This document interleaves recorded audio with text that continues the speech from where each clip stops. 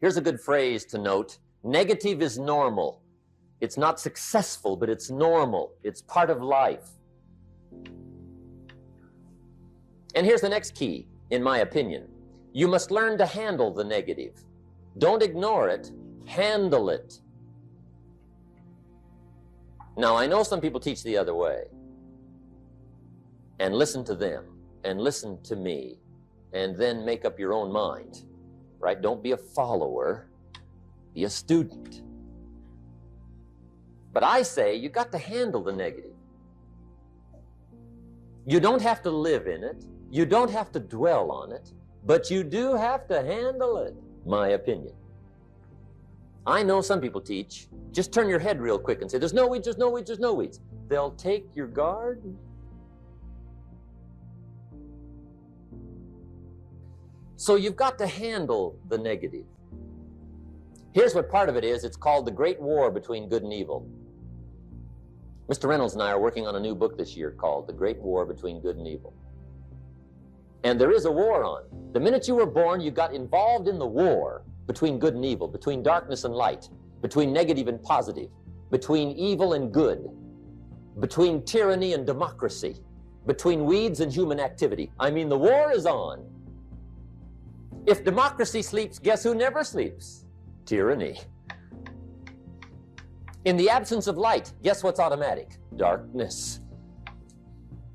If good does not arouse itself and become active, guess what moves in? Evil.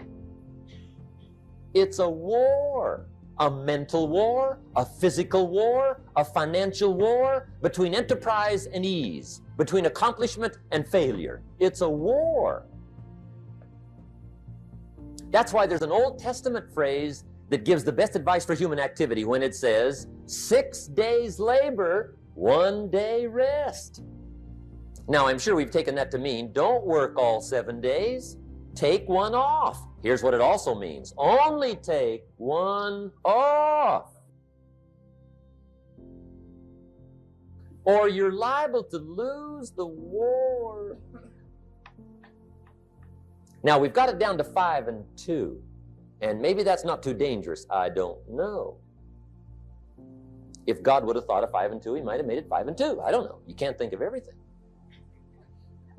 But here's what it does mean. Enterprise is better than ease. If you rest too long, the jungle overtakes the village. Now, here's the good news about the war between good and evil. Evil is no match for good, but good must be active. Weeds are no match for human activity, but if you stand still, how far in will they come? All the way. They'll grow right up around your shoe.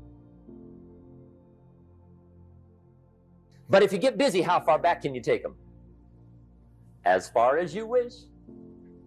They're no match, but you must be active. That's why the 6 and 1. Make sure you're not losing the war by taking off too much. Guess what the average years are after retirement? 6. 6.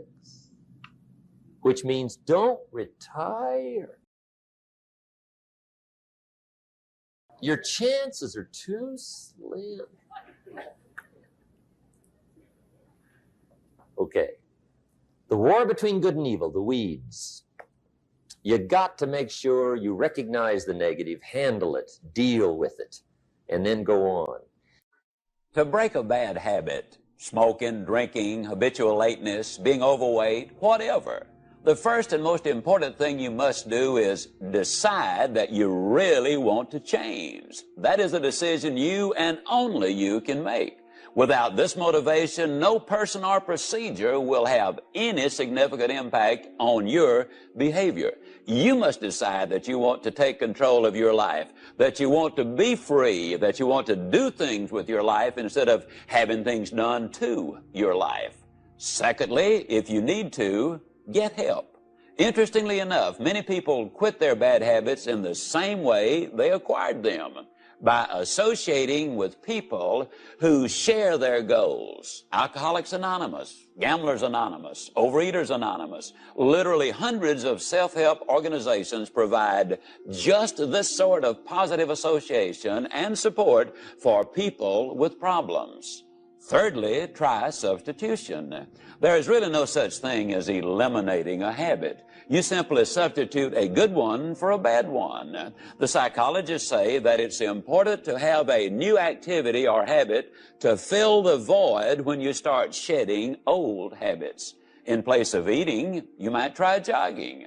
Instead of drinking, you might try talking. In place of smoking, substitute writing. In other words, don't be unwise in your habits, but rather aspire to maturity and wisdom and keep your mind well and emotions focused on positive ideas.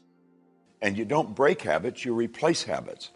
What I perceive to be a bad habit, and I don't consciously and deliberately replace it with a good habit, I'm going to form another bad habit. Nature abhors a vacuum. And so it takes a fair amount of energy and it takes understanding to replace a bad habit with a good habit.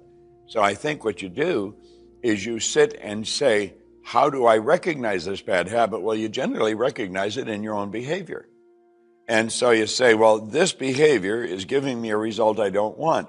Now, psychoanalysts try and find the cause of that behavior. You may never find it. We know it's an idea in the subconscious mind. We sit and write the behavior out. Write it out in crystal clear detail. And then we say, what would be the polar opposite to that? Take another sheet of paper and write out what behavior would be the polar opposite to the one you want to get rid of, and write it out. Take the negative one and burn it, literally burn it. Now that's merely symbolic. It's like lighting a candle in a cathedral. I mean, it's symbolic. You take the positive one and you keep writing it every day. Write it every day. Read it frequently. Write it 4 or 5 times a day. Read it frequently.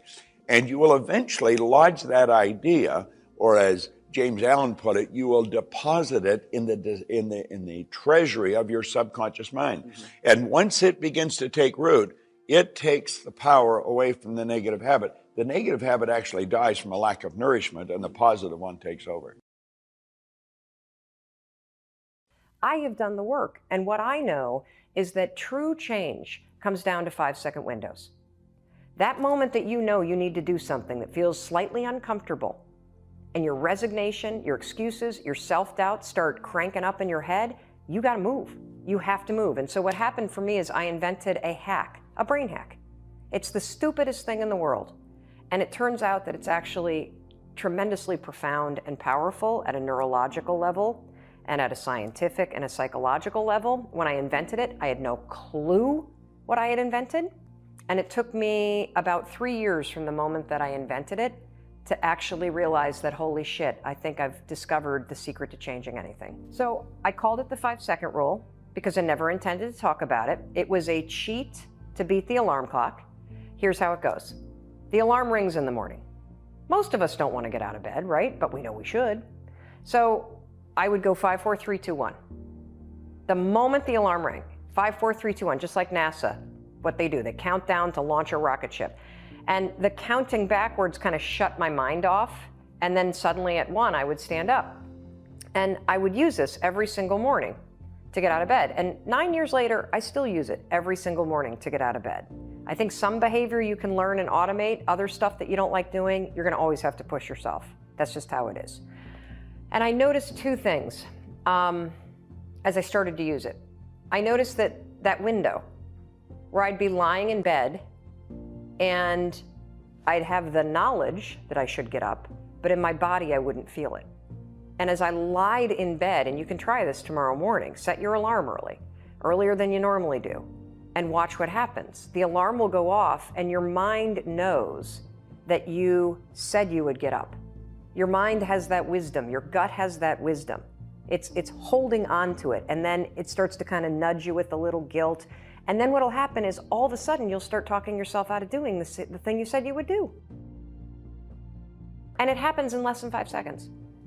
And so what I know is that those are 2 different parts of your brain going.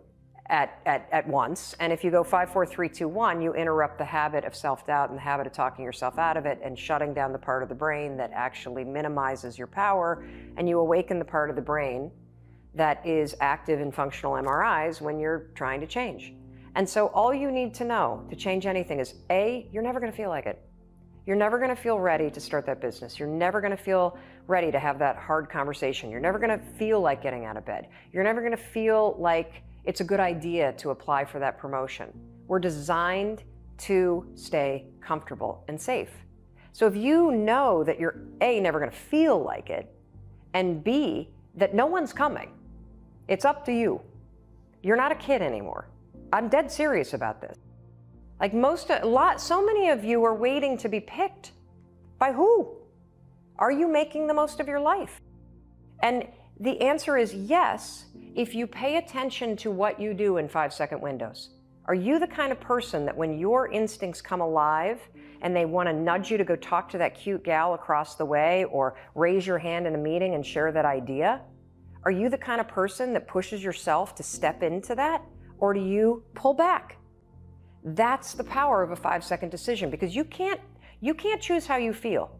You can't. Yeah, maybe you can go and become a Buddhist monk and meditate for 4 months and get full control of your physiology, and yeah, technically you can control how you feel, but you and I can't. We got a job, you got kids you got to raise. You can't, that's not possible. So you can do something else. You can actually disregard your feelings.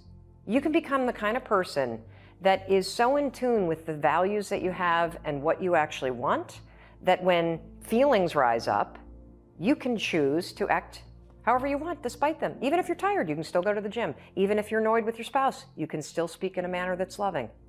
Even if you don't feel like doing that hard work, you can still push yourself to do it. Your feelings aren't a choice. Your behavior and your thoughts are always a choice. Our lives are mostly affected by the way we think things are, not the way they are. The way we think they are affects us most. One of the major things Shove taught me when I met him, he said, poor thinking habits keeps most people poor. Not poor working habits. Most people work hard, but they don't think hard. And Shove taught me that the mind is like a factory, a mental factory. And whatever you think about all day long pours ingredients into this mental factory. And that's what builds the economic, social, financial fabric of your life. He quoted me a Bible phrase that says, as you think, so you become. How awesome. When he talked about poor thinking habits, he had me. I used to start the day reading the morning newspaper. I mean, you can believe that or not. I'd get a cup of coffee and read the paper. I'd load up on wars and riots and murders and stabbings and killings and bank robberies and muggings and car wrecks and tragedies. I'd even read the back pages. I seem to like that stuff for some weird reason. I'd load up on all that, and then I'd start the day. You can imagine the kind of days I used to have. You walk around on your financial knees. They call you economic peewee. Pessimism, the deadly disease of always looking on the bad side, the problem side, the difficult side, checking all the reasons why it can't be done. The poor pessimist leads an ugly life. He doesn't try to figure out what's right. He tries to figure out what's wrong. He doesn't look for virtue. He looks for faults. And when he finds them, he's delighted. How ugly. This is the poor guy who looks through the window, doesn't see the sunset. He sees the specks on the window.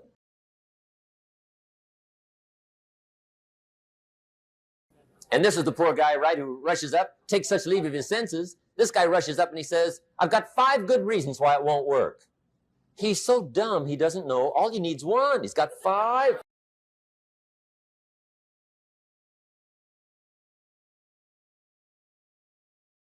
To the pessimist, the glass is always half empty.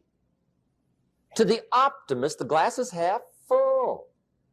Why would the same measure affect people 2 different ways? Answer, it all depends on how you look at it. Well, I like to interview people, and I ask them how it's going. And I ask them, if it's, what kind of day is it for you? And if the weather enters into the picture, then I know that it's not mental, because the weather is an external factor. So if the externals in life are the things that determine whether you have a good day or not, you're being, if you will, you're a thermometer.